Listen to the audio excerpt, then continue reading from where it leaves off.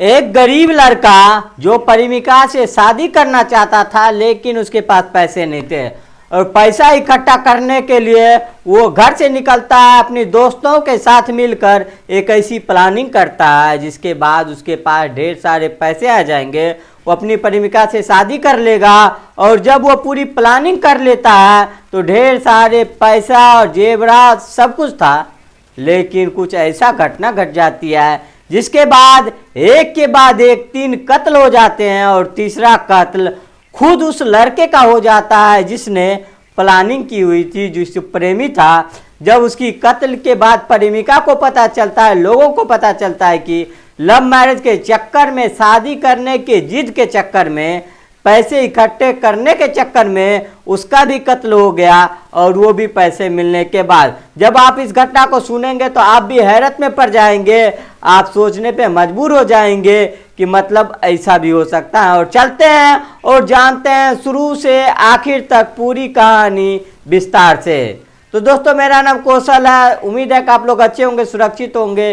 तो आज की घटना है और घटना की तरफ बढ़ते हैं। घटना बिहार प्रदेश की पटना जिले की एक थाना है, आतंकगोला थाना, और वहीं का 3 फरवरी के लगभग दोपहर का टाइम था।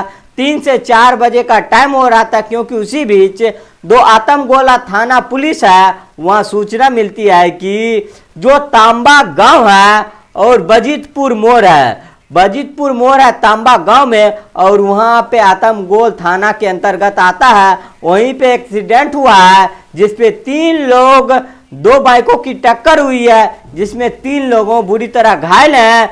गांव के लोग उसको अस्पताल की तरफ लेके भागते हैं, क्योंकि वहां पे एक बाइक पड़ी हुई थी और एक बच्चा साइड से पड़ी हुई थी, वो भी बच्चा घायल था।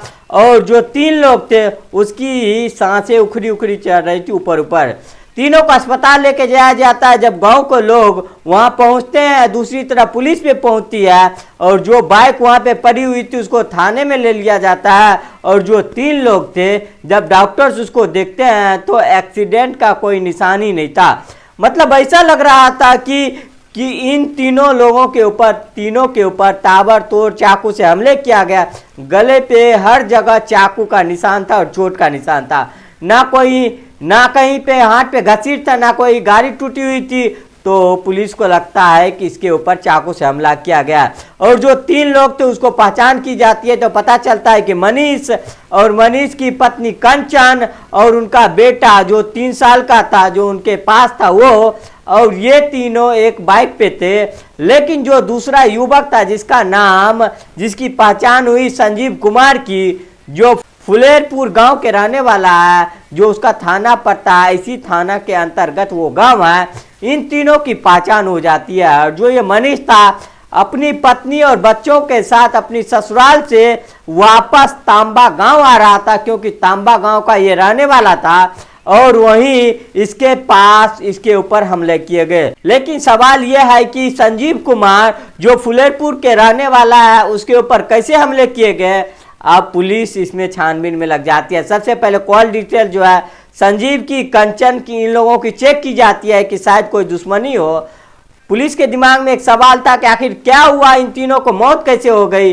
जब पुलिस छानबीन में करता है तो संजीव के बारे में पता करता है, तो पता ये चलता है कि संजीव के किससे बात हुई है, संजीव के साथ कौन कौन था। जब सब कुछ पुलिस जांच पड़ताल करती है तो पता चलता है कि संजीव के साथ उसका दोस्त नवीन और गनहारी और गोलू था। ये तीनों साथ में थे और उनकी फ़ोन कॉल पे एक साथ में एक दूसरे से बात हुई है। और पुलिस को लगता है कि शायद इन तीनों ही ने संजीव और मनीष और कंचन की हत्या की है।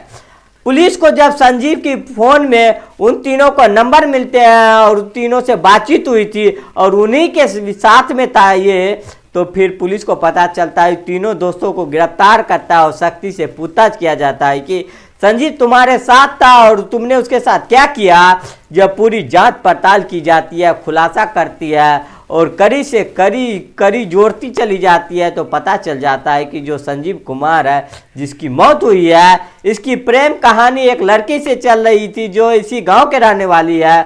2-3 साल पहले उसको प्रेम कहानी चल रही है। संजीव कुमार मेहनत मजदूरी करता था और जितने पैसे कमा के लाता था उसके पैसे खर्चे हो जाते थे। ये कोई भी सेविंग नहीं कर पाता था और ना कोई इसका कोई बड़ा कामकाज है। 3 साल की प्रेम कहानी चलते चलते अब प्रेमिका ये बोलने लगेगा कि तुम मुझसे शादी कर लो, अगर तुम मेरे से शादी नहीं करोगे तो परिवार के लोग मुझे कहीं और शादी कर देगा। परिवार के लोग तैयार थे, लेकिन संजीव कुमार के पास कोई पैसे थे नहीं, तो उसको कैसे शादी करते। और यही बात वो अपने दोस्त से बताता है, जो किसका नाम गनहारी है, इसी के साथ वो भी इसके साथ मजदूरी करता था। वो बताता है कि यार मेरी प्रेमिका शादी करना चाहता है, लेकिन मेरे पास पैसे नहीं है, कुछ ऐसा तरीका बताओ जिससे मेरे पास ढेर सारे पैसे हो जाए।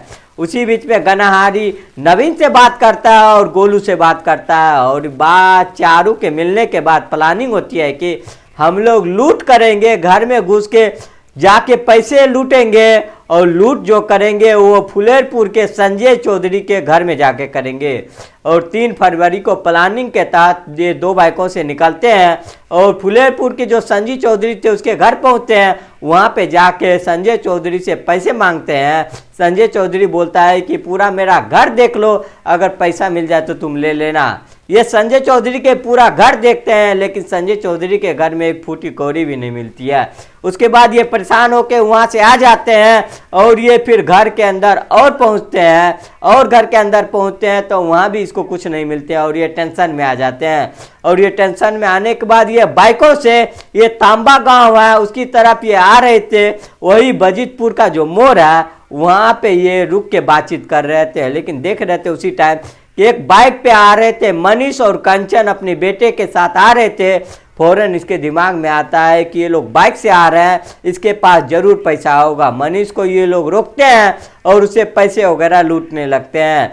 जब ये पैसे मनीष से लूट रहे थे, इसी बीच संजीव बोलता है इन लोगों से, गनहारी और नवीन और गोलू से, कि इनसे लूट मत करो, इनको तो मैं जानता हूँ, ये मेरे गांव के रहने वाले हैं, ये मेरे जान पहचान के हैं, इनसे लूटपाट मत करो, इनका छोटा सा बच्चा है, ये सीधे लोग हैं।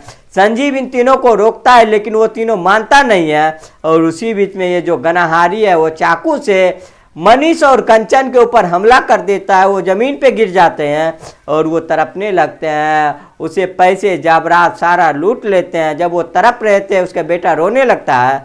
उसी बीच जो नवीन था वो चाकू से बेटे के ऊपर जैसे ही हमला करता है, वैसे ही संजीव के अंदर के ऊपर इंसानियत जो थे अंदर से वो जग जाती है और रोकने की कोशिश करता है, बोलता है कि मत मारो इसको।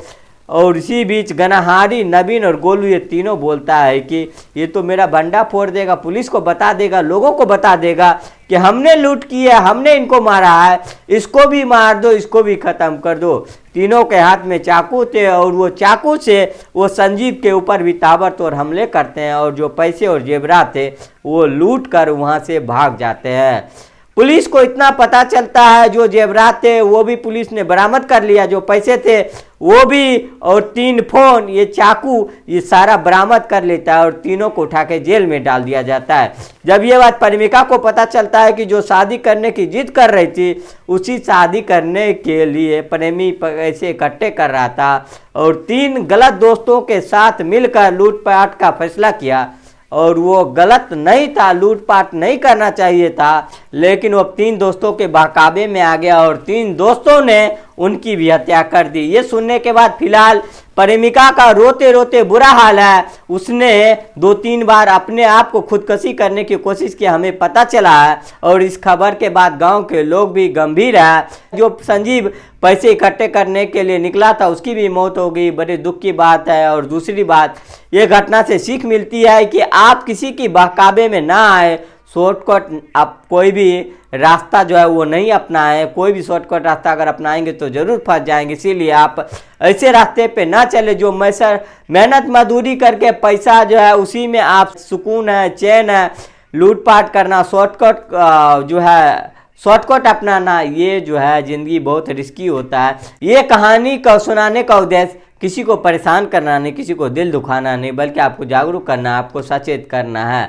तो फिलहाल इस वीडियो में इतना ही, मिलता है नेक्स्ट वीडियो में, तब तक के लिए जय हिंद, जय भारत।